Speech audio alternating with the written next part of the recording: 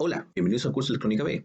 Mi nombre es Marcelo Pérez y hoy veremos la clase número 29, características de familias lógicas. En las clases anteriores vimos que las compuertas lógicas pueden construirse utilizando distintos tipos de transistores. Esto llevó a la adopción de familias lógicas en las cuales distintas funciones lógicas se implementaban utilizando la misma tecnología. Dentro de esas familias lógicas tenemos la familia TTL, que es una familia de transistor logic, todo el nombre, y que está implementada con transistores BJT, y por otro lado tenemos la familia CMOS, que se basa en transistores MOSFET en configuración complementaria. Dentro de la familia TTL tenemos la serie 7400.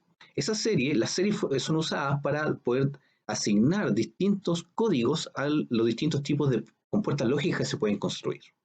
Por ejemplo, en la serie 7400 tenemos que cada chip construido, cada compuerta lógica, el nombre parte por un 74, luego hay una serie de letras que indican las características y luego una serie de números que indican la función lógica que desempeña.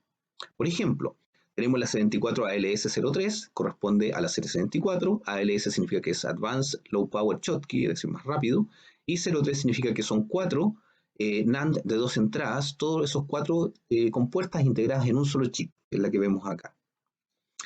Aquí también podemos ver el 64LS04, corresponde a un 74 Low Power Schottky. 04 significa que son 6 NOTs, los 6 NOTs integrados dentro del mismo chip. Esta integración o esta eh, serie lógica permitió crear, le dio un gran impulso al desarrollo de la tecnología basada en compuertas lógicas, ya que eran compatibles entre ellas. Y aquí podemos, utilizando la serie 64, podemos construir una gran cantidad de funciones lógicas muy complejas y nos aseguramos de que las entradas de una compuerta lógica van a ser compatibles con la salida de la siguiente. También tenemos, por otro lado, tenemos la familia CMOS, como ya les mencioné, está construida con transistores MOSFET. En esta familia tenemos la serie 4000, en donde el número directamente indicaba la función lógica. Es decir, 4001 indicaba los NOR, 4011 los NAND, y en este caso el 4106, que es la figura que vemos acá abajo, son 6 NOTs. Había una gran incompatibilidad entre voltaje de la familia TTL y la familia CMOS, la serie 4000. Y también los códigos que identificaban las distintas funciones lógicas tampoco eran compatibles. Es por esto que a final de los años 80, Texas Instruments sacó al mercado la serie 74C, que es una serie que está construida con transistores MOSFET, es una de las familias CMOS, pero tiene la misma denominación 74 que la familia TTL, de tal forma que los números que se ocupen en la serie 74 corresponden a los mismos números de la serie 74C, corresponde al mismo número de la serie 64 y por lo tanto simplifica o uniforma la denominación de las distintas compuertas lógicas. Dentro de la familia 74C tenemos varios letras también que indican su característica. Tenemos la HC, que es la más común, que indica High Speed CMOS, es decir, un CMOS de alta velocidad. Tenemos la letra T, que indica cuando es compatible con tecnología TTL. Y tenemos la tecnología Advanced con A y la tecnología Low Voltage, que esta es la más reciente y es la que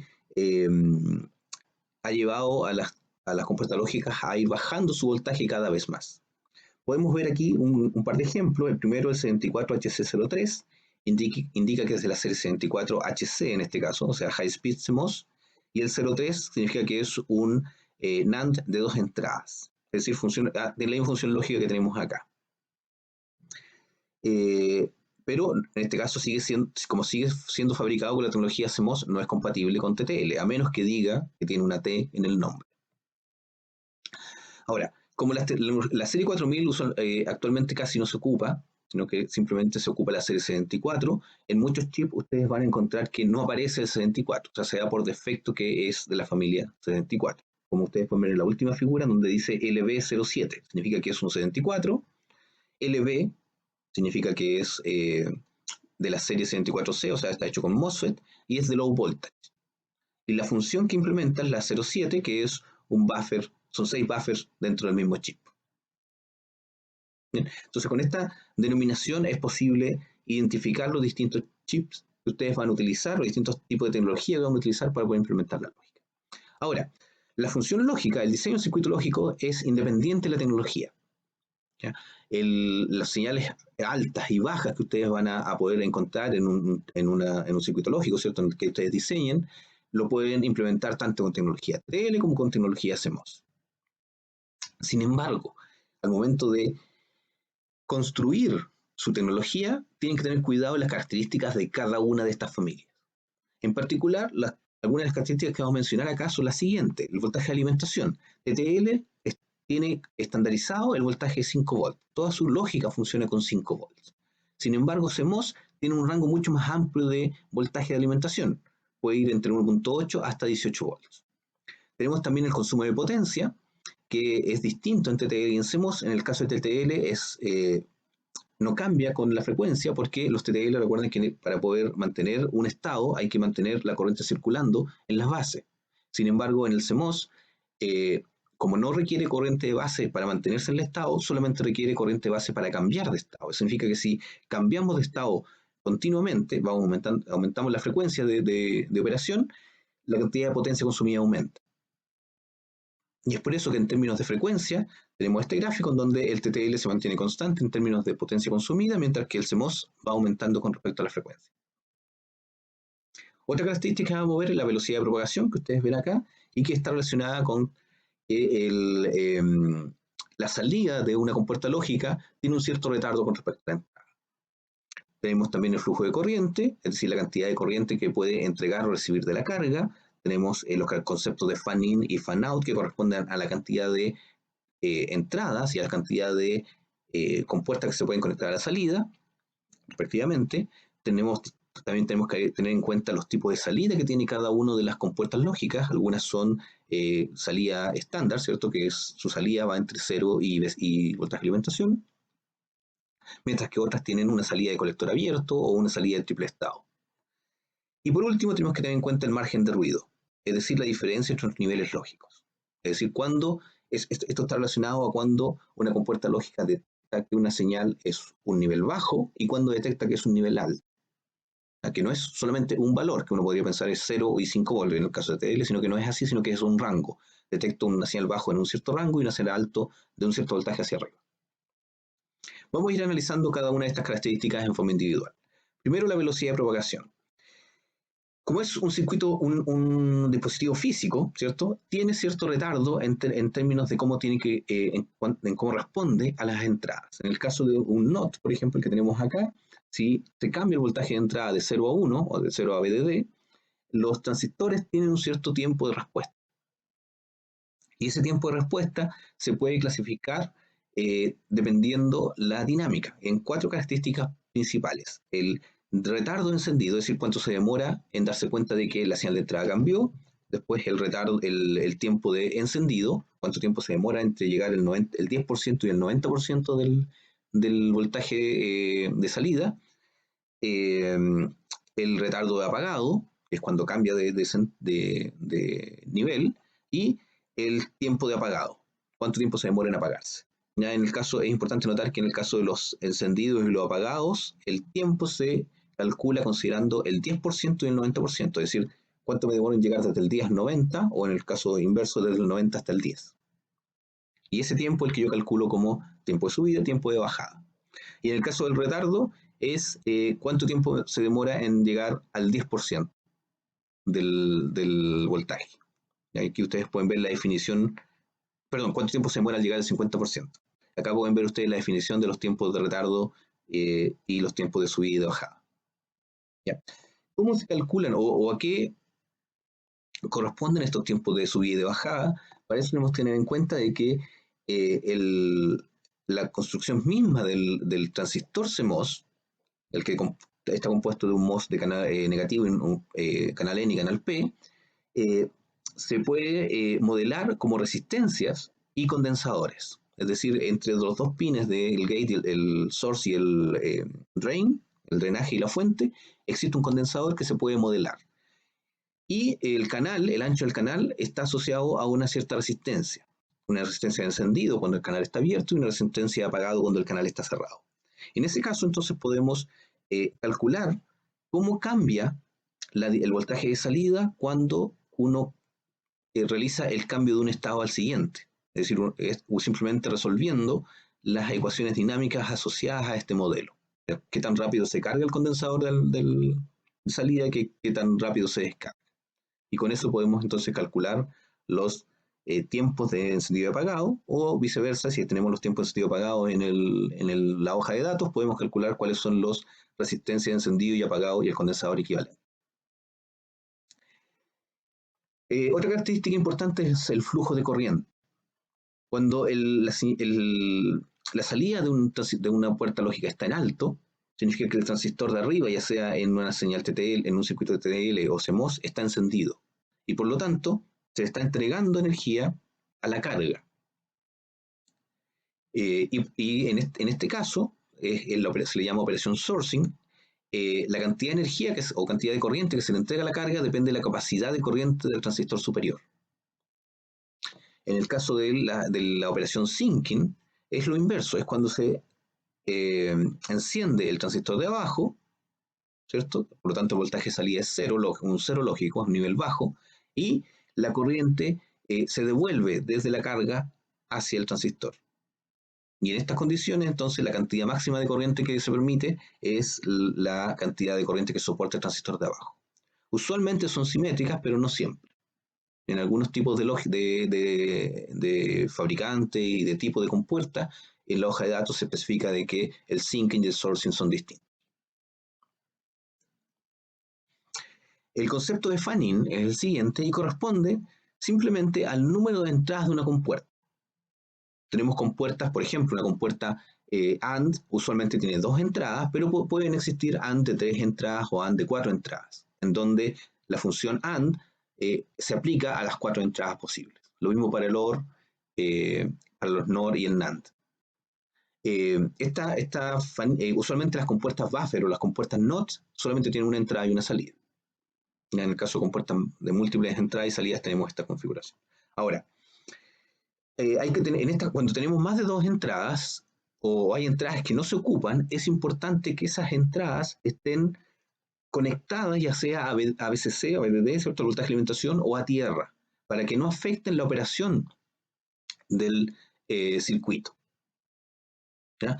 Por ejemplo, cuando se conectan a VCC o alimentación, se conectan a través de una resistencia que se llama resistencia pull-up, que significa que el voltaje que tenemos en este punto se está llevando al voltaje de alimentación, y cuando queremos conectar la tierra, se conecta a través de una resistencia que se llama pull-down, es decir, estamos bajando el voltaje, estamos conectando este punto a tierra. ¿Ya? Esas son las dos diferencias. ¿Por qué es importante? Porque, por ejemplo, en esta señal, si el primer pin hubiera estado flotando, y esto es una compuerta CMOS, es probable que se puedan inducir voltaje en este pin y por lo tanto puede ser 0 y 1 y no está bajo el control de lo que nosotros queremos que tenga. Si lo hubiéramos conectado, también si lo hubiéramos conectado a tierra, como esta compuerta es un NAND, este es un 0 y por lo tanto no importa las señales que entren acá, siempre la salida va a ser 0. Y es por eso que es importante conectarla ya sea a VCC o a tierra y saber a cuál de las dos conectarla para que no afecte a la operación. El concepto de fan-out está relacionado también con el anterior, pero en la salida. Es decir, corresponde al número, en este caso, el número máximo de puertas o de entradas que se pueden conectar a la salida de una compuerta lógica que sea del mismo tipo. ¿Ya? Eso es importante. La definición está hecha para la misma compuerta. Y esa fan-out corresponde al mínimo entre la variación de las corrientes máximas, ya sea en el estado 0 o máximas en el estado 1. Usualmente se consideran las máximas en el estado 1, porque es cuando el voltaje de alimentación, recuerden, el transistor de arriba está encendido, por lo tanto se está aplicando el voltaje de alimentación. Por tanto, eso nos indica cuánto es la cantidad máxima de corriente que podemos entregar a la siguiente etapa. Acá tenemos la definición de qué corresponde cada una de las corrientes, ¿cierto? Son las máximas corrientes tanto de salida como de entrada para los dos tipos de salida, ya sea nivel alto o nivel bajo. ¿Ya? Usualmente, como acá les mencioné, el máximo de estas dos corrientes se produce con la corriente en el estado alto. ¿Ya? Usualmente, no en todos los casos. En algunos casos se puede definir con el estado bajo. Aquí vemos un ejemplo. Supongamos la familia 7400, una familia de TL, según la hoja de datos, nos indica que la corriente de salida máxima es de 400 microamperes, es decir, la corriente que yo puedo entregar acá es 400 microamperes. Y la señal de entrada en el nivel máximo, en el nivel alto, es de 40 microamperes. Es decir, para que estas compuertas funcionen, necesitan 40 microamperes acá. Eso quiere decir que el fan-out es la división de los 400 sobre los 40 y me da 10. ¿Ya? Esto significa que para cada compuerta que yo tengo, puedo conectar 10 compuertas iguales a las salidas. Ese es el fan-out igual a 10. Y debería, según las especificaciones de la hoja de datos, debería funcionar. En el caso de la familia CMOS, tenemos, por ejemplo, que la salida del el estado alto es de 65 miliamperes, aquí pueden salir 65 miliamperes, y la entrada es de solamente 1 microamper.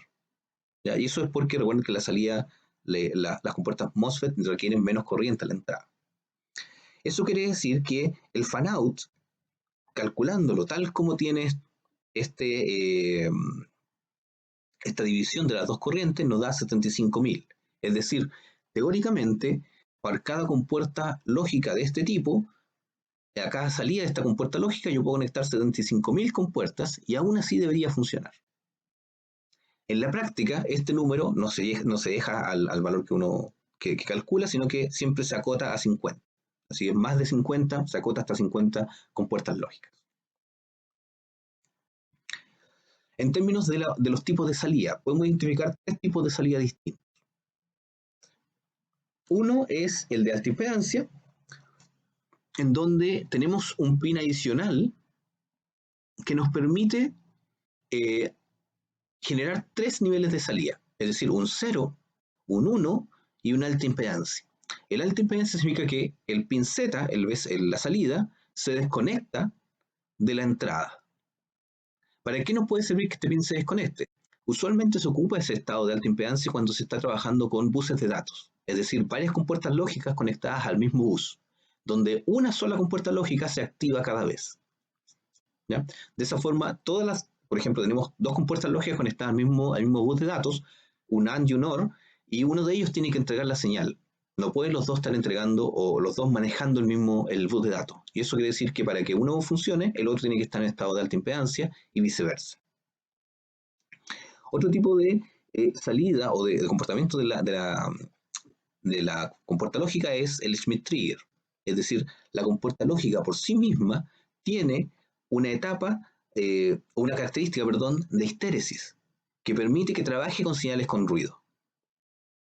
De tal forma de que si las señales BA y BB tienen algo de ruido, esta señal, de cierta forma, filtra ese ruido, esta compuerta filtra ese ruido de tal forma que la salida sea más estable, no reaccione tan rápido ante cambios de la entrada. Y se implementa entonces una característica de histéresis como las que hemos visto a lo largo del curso. Y por último tenemos la salida de colector o drenador abierto, dependiendo si es colector, si es TTL o drenador, si es CMOS. En este caso, permite que se entregue mayor corriente a la etapa que viene después. Y se hace a través de una resistencia que se tiene que conectar en forma externa a la compuerta lógica y tiene siempre un símbolo de este tipo, que ustedes ven acá, que es un cuadrado, un rombo, con una línea, o a veces con un círculo con una línea. La compuerta lógica en sí es exactamente la misma, solo que en la salida, en lugar de tener el arreglo de transistores, ¿cierto? De 2 transistores, tiene un solo transistor. Y ese transistor está abierto, si no está conectado a nada. Ustedes pueden ver acá, si no ponemos el R pull-up, el Vout está básicamente abierto. Para que circule corriente, entonces, cuando este transistor se abre, es necesario colocar esta resistencia. Y para colocar esta resistencia, entonces podemos calcularla para poder generar mayor corriente hacia la carga. Esas son las principales ventajas del colector o drenador abierto. Margen de ruido. Ya. En el caso del margen de ruido es importante notar que las compuertas lógicas no funcionan en las entradas y las salidas directamente con los voltajes de alimentación. ¿A qué me refiero con esto? Es que supongamos una señal TTL, una compuerta lógica TTL, Idealmente nosotros querríamos que el voltaje de entrada sea 0 o 5 volts. Recuerden que el TTL funciona con 5 volts. Y los voltajes de salida serán 0 y 5 volts, los niveles bajos y altos respectivamente. Sin embargo, la compuerta no está determinada solamente por un valor, sino que tiene un rango de señales. ¿A qué me refiero con esto? Que la señal de entrada, por ejemplo, si es 0, se detecta como un nivel bajo. Pero si es señal de entrada sube un poco, 0,1, 0,2, 0,3 volt, sigue siendo detectado como una señal lógica baja. El límite en el cual máximo, ¿cierto? En el cual se detecta como una señal de entrada máxima, está dado por B y L max, es decir, el máximo voltaje de entrada que la compuerta detecta que es un nivel bajo. Y ese máximo nivel, ese voltaje, ese valor, depende de la tecnología. Lo mismo para el nivel alto. Es posible que la compuerta lógica, una TTL, no requiera 5 volts para detectar un nivel alto. Puede ser 4 volts, puede ser 3.5 volts. El mínimo voltaje en el cual, de entrada, en el cual la compuerta detecta que es un 1, a ese voltaje se le llama VIH mínimo. Es decir, el mínimo voltaje de entrada para que la compuerta detecte que es un alto. En el caso de la salida es exactamente lo mismo. El voltaje de salida no va a ser exactamente 0 ni VCC, ni 5 volts, sino que va a ser un poco más de 0 y un poco menos de 5 volts debido a todas las características internas de los transistores y las resistencias que hay dentro de la compuerta lógica. Pero tiene que asegurarse de que el voltaje máximo de salida para el nivel bajo llegue a un cierto valor. Es decir, el máximo valor de salida que yo genero esté dado por este valor que se define como VOL máximo. Lo mismo para el voltaje de salida, en el valor alto. Para el valor alto, el voltaje de salida tiene que tener un cierto valor hacia arriba. Y ese valor mínimo está dado por VOH mínimo. En este gráfico, usualmente uno identifica estos 4 valores. Acá tenemos la entrada, los voltajes de entrada, la definición de los voltajes de entrada, y acá tenemos la definición de los voltajes de salida, de una compuerta cualquiera. En este caso puse un NAND como ejemplo. Para la entrada tenemos 2 valores, el V y L máximo, es decir, el valor máximo para detectar un nivel 0. Si el voltaje sube de ese valor, ya no puedo detectar un nivel 0, pero bajo de ese valor sí lo detecto. Y un VIH mínimo, es decir, un valor de entrada que yo lo detecto como un valor alto. Si el voltaje es menor que este valor, yo no puedo detectar un valor alto, no puedo asegurarme de que es un valor alto. Para la salida lo mismo, el voltaje de salida mínimo, en este caso está dado por acá arriba, ¿cierto? Y el voltaje de salida máximo para el nivel bajo está dado por este valor. Pueden notar que existe una área gris, un área en el cual la entrada está indeterminada. Si no puedo, supongamos que en una señal TTL la señal de entrada es 2.5 volts, es decir, la mitad del rango, no puedo determinar si eso es un 0 o un 1, porque está dentro de la zona indeterminada. Los márgenes de ruido se definen tanto para el nivel bajo como para el nivel alto como la diferencia entre los valores mínimos y máximos de salida y de entrada. Y están dados por estas 2 ecuaciones. Para el margen de ruido nivel bajo está dado por el VL máximo, es decir, el voltaje de entrada máximo, y yo puedo detectar un nivel bajo, y menos el nivel de salida máximo que yo puedo entregar como nivel máximo, como salida. Y el margen de ruido para el nivel alto es exactamente lo mismo. Tengo un nivel mínimo para la entrada y un nivel mínimo para la salida.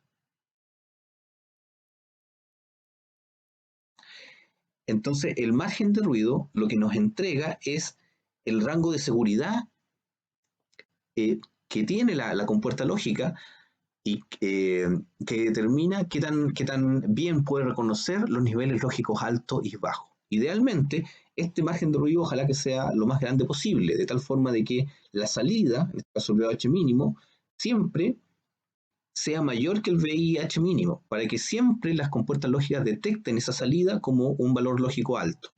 Y lo mismo acá abajo, el VOL máximo tiene que ser menor que el VIL máximo, para que siempre las salidas sean detectadas por la siguiente compuerta lógica como un nivel bajo. Veamos dos ejemplos. Veamos un ejemplo con TTL en donde el voltaje de alimentación es 5 volts. Entonces tenemos, aquí vamos a calcular los distintos márgenes de ruido. Tenemos que para la alimentación es 5 volts, el VIH mínimo es 2 volts, el VIL máximo es 0,8 volts. Esos datos están dados por la hoja de datos de la compuerta lógica. Eso quiere decir que si yo tengo un voltaje que va de 2 volts hacia arriba, la compuerta lógica lo va a detectar como un 1, como una señal lógica alta. Mientras que si yo tengo un voltaje que va de 0,8 volts hacia abajo, la compuerta lógica, la entrada de la compuerta lógica lo va a detectar como un valor bajo. Si el voltaje de entrada de la compuerta está entre 0,8 y 2, la compuerta no puede saber si el voltaje de entrada es en forma definida, no puede saber si la entrada es un alto o un bajo, porque está en la zona indeterminada. Los márgenes de ruido entonces los podemos calcular, y en el caso de la salida, tenemos que el voltaje de salida mínimo es 2,7 volts, es decir, esta compuerta me entrega como valor alto un mínimo de 2,7, de ahí hacia arriba, dependiendo la carga, por supuesto, de la carga que conecte. Es decir, en este caso estaría generando un voltaje mayor que el voltaje de entrada. Y para la siguiente compuerta lógica va a poder detectarlo como un voltaje correcto. Y en el caso del VOL máximo, la máximo voltaje en el estado 0 es 0,5. Los márgenes de ruido, entonces, para TTL están dados por 0,8 menos 0,5, es decir, este rango que yo tengo acá, que es 0,3 volts, que es aproximadamente un 6% del voltaje de alimentación, y 2,7 menos 2 volts, es decir, desde acá hasta acá, y eso es 0,7 volts y aproximadamente un 14% del VDD. Es decir, mi rango de seguridad en el caso del nivel alto es de un 6%, es decir, yo estoy seguro que mi compuerta, en el rango bajo es de 0,3%, es de 0,3 volts, un 6%, es decir, está bastante cerca el VOL máximo con el VIL máximo, mientras que en el de arriba tengo más rango de operación. En el caso de TTL, comúnmente los márgenes de ruido son asimétricos, como ustedes pueden ver acá. En el caso del CMOS, vamos a considerar que también está alimentado con 3,5 volts. Y en este caso tenemos eh, que las definiciones de voltaje de entrada máximo, acá abajo, máximo para el nivel bajo es 1,5. Es decir, cualquier voltaje que esté de 1,5 hacia abajo, la compuerta lógica lo va a detectar como un 0. Mientras que cualquier voltaje que esté de 3,5 volts hacia arriba, lo va a detectar como un valor 1, como un valor lógico alto. Y en términos de salida, la salida, fíjense acá que es 4,9 volts, es decir, es casi 5 volts, y el voltaje de salida máximo de nivel bajo es solamente 0,13 volts, es decir, mucho más bajo que el 1,5. Acá podemos ver entonces que los rangos del margen de ruido están allá arriba y acá abajo, ¿cierto? En los mismos colores, y podemos ver que es 0,3 menos 13, 0,3 VDD menos 13, menos 0,13, perdón, lo cual nos da 1,37 volts. ¿Ya? Son valores bastante más grandes que los márgenes de ruido que teníamos en TTL. Lo mismo para el margen de ruido inferior, donde tenemos 4,9 menos 3,5 y nos da 1,4. Son bastante parecidos entre 1,37 y 1,4 y ambos son parecidos a un tercio de VDD. De hecho, por diseño, usualmente el margen de ruido de las compuertas CMOS es 0,3 el voltaje de alimentación y es simétrico. Ahora, este margen de ruido depende, por supuesto, en este caso, del voltaje de alimentación. Y recuerden que en el VDD no hay un estándar, sino que puede estar alimentado entre 1,8 y 18 volts. Bien, entonces este último concepto, el margen de ruido, nos indica qué tan segura es la operación o qué tan seguro es poder detectar un 1 o un 0 cuando yo tengo varias compuertas lógicas eh, en distintos niveles y por lo tanto me da un margen o un número, un orden de magnitud de qué tan segura es la operación, qué tan confiable es el resultado. Bien, con eso terminamos la clase de hoy. Muchas gracias.